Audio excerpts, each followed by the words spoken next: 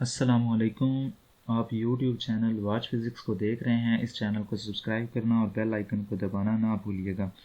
इस वीडियो में हम बेसिक डेफिनेशन जैसे कि डिस्टेंस, डिस्प्लेसमेंट, वेलोसिटी और एक्सेलरेशन को डिस्कस करेंगे। फर्स्ट ऑफ ऑल हम डिस्कस करते हैं what is meant by distance. Basically, distance is a total length between two points. For example, अगर एक बॉडी पॉइंट A से पॉइंट B की तरफ मूव करती है तो उस मोशन में वो जो टोटल लेंथ कवर करेगी उस लेंथ को हम कहते हैं कि हमारे पास डिस्टेंस है। डिस्टेंस को फाइंड करने के लिए हमारे पास ये फार्मूला है। मैथमेटिकली इस फार्मूला की मदद से हम डिस्टेंस को फाइंड कर सकते हैं। जस्ट आपके पास कोऑर्डिनेट्स की वैल्यूज़ गिवन होनी चाहिए, उन वैल्यूज़ को यहाँ पे पुट करें और डिस्टेंस की वैल्यू इजीली फाइंड हो सकती है। नाउ मूव करते हैं हम डिस्प्लेसमेंट की तरफ। What is meant bye displacement? Basically displacement is the shortest length between two points. Distance और डिस्प्लेसमेंट के कंसेप्ट को अंडरस्टैंड करने के लिए मैं यहाँ पे एक डायग्राम ड्रा करता हूँ कि आपके पास दो पॉइंट्स हैं, पॉइंट ए और पॉइंट बी। जो डॉटेड लाइन से रिप्रेजेंट की गई लाइन है ब्लू लाइन, उसको हमने डिस्टेंस कहा है क्योंकि वो शॉर्टेस्ट लेंथ नहीं है दो पॉइंट्स के दरमियान। पॉइंट ए से पॉइंट बी जो शॉर्टेस्ट लेंथ, ये शॉर्टेस्ट डिस्टेंस है, उसको हमने रेड लाइन से रिप्रेजेंट किया गया है और उसको हमने डिस्प्लेसमेंट का नाम दिया है। Got this point? डिस्टेंस और डिस्प्लेसमेंट दोनों का एसआई यूनिट सेम होता है और वो हमारे पास मीटर होता है। अब हम बात करते हैं कि अगर कोई बॉडी कर्व पाथ में मूव करे देन उसके वैल्यू ऑफ डिस्प्लेसमेंट और वैल्यू ऑफ डिस्टेंस की डिफरेंट होगी। लेकिन अगर वही बॉडी स्ट्रेट पाथ मूव करे देन उसकी वैल्यू ऑफ डिस्प्लेसमेंट और वैल्यू ऑफ डिस्टेंस सेम होगी। इसको हम इस तरीके से अंडरस्टैंड करते हैं कि अगर कोई क्रिकेटर सिक्स लगाता है तो दो पॉइंट्स के दरमियान वैल्यू ऑफ डिस्टेंस और वैल्यू ऑफ डिस्प्लेसमेंट अलग अलग होगी।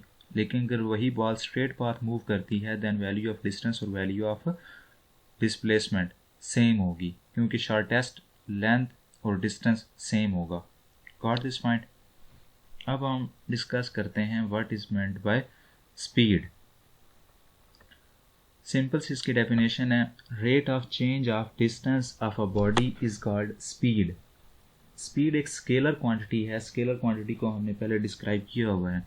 इसका ऐसा यूनिट आपके पास मीटर पर सेकेंड होता है। स्पीड को फाइंड करने के लिए हमारे पास एक फार्मूला है, s is equal to d over t। यहाँ पे s स्पीड को रिप्रेजेंट कर रहा है, d डिस्टेंस को रिप्रेजेंट कर रहा है और t हमारे पास टाइम को रिप्रेजेंट कर रहा है जो बॉडी ने डिस्टेंस करते हुए लगाया। अब हम मूव करते हैं वेलोसिटी की तरफ। इसकी सिंपल सी डेफिनेशन है कि rate of change of displacement is called velocity.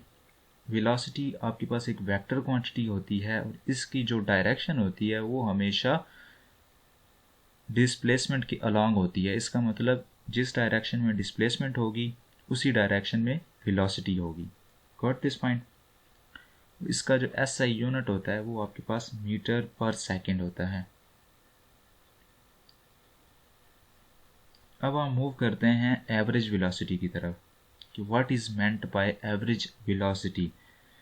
इसकी भी सिंपल सी डेफिनेशन है कि रेशो बिटवीन टोटल डिस्प्लेसमेंट और टोटल टाइम को हम क्या कहते हैं? Average velocity. आप एवरेज वेलोसिटी को इजीली इस फार्मूला की मदद से फाइंड कर सकते हैं। यहाँ पे जो डेल एक्स और डेल टी है, डेल एक्स और टी के साथ जो डेल साइन लगा हुआ है ये स्मॉलेस्ट चेंज को रिप्रेजेंट करता है। Got this point? कुछ ऐसे फैक्टर्स हैं जो एवरेज वेलोसिटी एक्सप्लेन नहीं कर सकती। यहाँ पे हम उन फैक्टर्स को देखते हैं कि वो कौन से ऐसे फैक्टर्स हैं जिनको एवरेज वेलोसिटी डिस्क्राइब नहीं कर सकती। उनमें फर्स्ट फैक्टर है nature of motion. Nature of motion मतलब बॉडी स्टेडी मोशन में थी या वेरिएबल मोशन में थी। सेकंड पॉइंट है या सेकंड फैक्टर आपके पास ये है व्हाट द पाथ वाज। इसका मतलब ये है कि बॉडी स्ट्रेट पाथ में मूव कर रहा था या बॉडी कर्व पाथ में मूव कर रहा था। लास्ट फैक्टर आपके पास है एक्चुअल मोशन ऑफ बॉडी। ये कुछ ऐसे फैक्टर्स थे जो एवरेज वेलोसिटी एक्सप्लेन नहीं कर सकती। अब हम जाते हैं इंस्टेंटेनियस वेलोसिटी की तरफ। What is meant bye instantaneous velocity? इसको एक्सप्लेन करने से पहले हम ये देखते हैं कि इसकी ज़रूरत क्यों पेश आई। फॉर एग्ज़ाम्पल, ये एक लड़का अपने हाथ से बॉल को नीचे की तरफ फेंकता है, मतलब बॉल की डाउनवर्ड मोशन करता है, तो बॉल नीचे आएगी, ज़मीन के साथ लगेगी, ग्राउंड के साथ टच करेगी, कोलाइड करेगी, दैन फिर ऊपर जाएगी, अपवर्ड मोशन करेगी, दैन फिर डाउनवर्ड मोशन करेगी। इस तरीके से बॉल पहले अपवर्ड से डाउनवर्ड, फिर डाउनवर्ड से अपवर्ड मोशन करती रहेगी। और एट द एंड रिज़ल्ट हम क्या निकालेंगे कि जब हम इनका टोटल डिस्प्लेसमेंट निकालेंगे, पूरे डिस्प्लेसमेंट को सम अप करेंगे, तो हमारे पास डिस्प्लेसमेंट ज़ीरो आएगा। तो इस तरह की मोशन में वेलोसिटी को एक्सप्लेन करने के लिए हम इंस्टेंटेनियस वेलोसिटी को डिस्क्राइब करते हैं। Got this point? Velocity of the body at any instant of time. अभी एक और डायग्राम की मदद से आप इंस्टेंटेनियस वेलोसिटी को एक्सप्लेन कर सकते हैं। फ़िलहाल आप इस फार्मूला को देखें कि आप इंस्टेंटेनियस वेलोसिटी को इस फार्मूला की मदद से फाइंड कर सकते हैं। इस डायग्राम में इंस्टेंटेनियस वेलोसिटी को एक पॉइंट पे रिप्रेजेंट किया गया कि इस पर्टिकुलर पॉइंट पे पर्टिकुलर टाइम में जो वेलोसिटी फाइंड की जाएगी उसको हम क्या कहेंगे? Instantaneous velocity. Got this point? कि पर्टिकुलर टाइम और पर्टिकुलर पॉइंट दो होने चाहिए।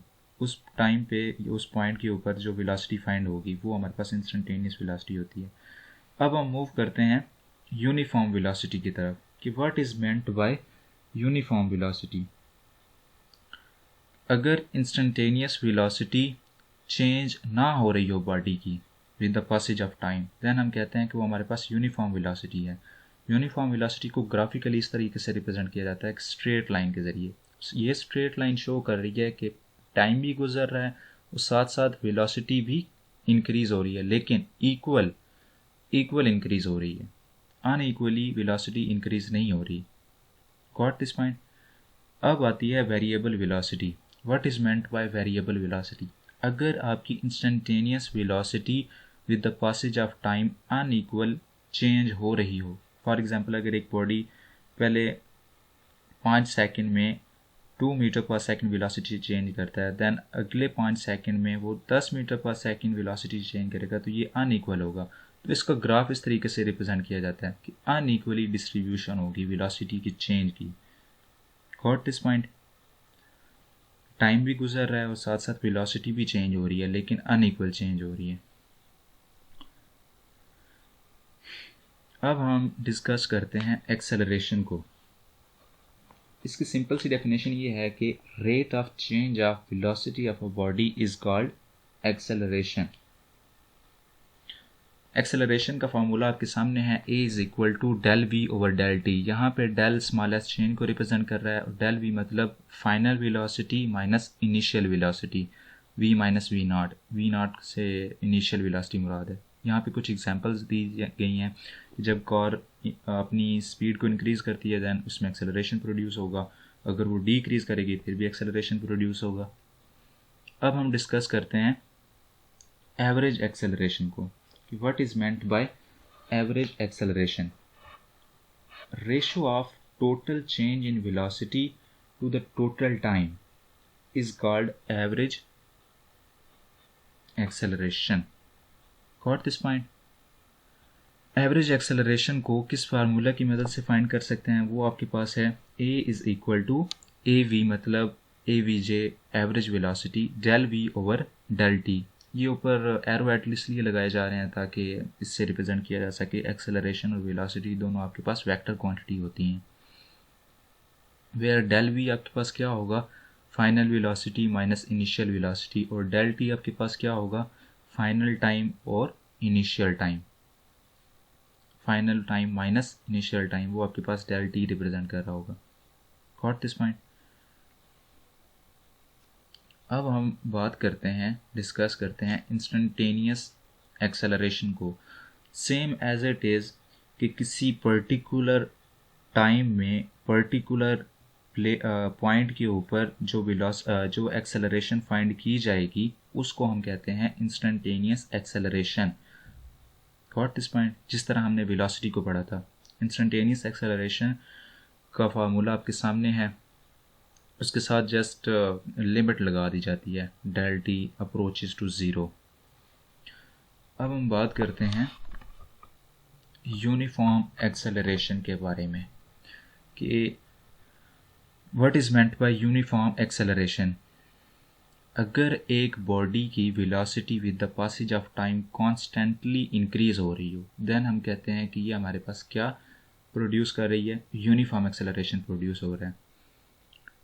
और पॉजिटिव एक्सेलरेशन और नेगेटिव एक्सेलरेशन को मैं इस तरह एक्सप्लेन करूँगा कि with the passage of time अगर बॉडी की वेलोसिटी इंक्रीज हो रही है देन एक्सेलरेशन पॉजिटिव होगा। अगर with the passage of time body की एक्सेलरेशन डिक्रीज हो रही है तो वो हमारे पास नेगेटिव एक्सेलरेशन होगा।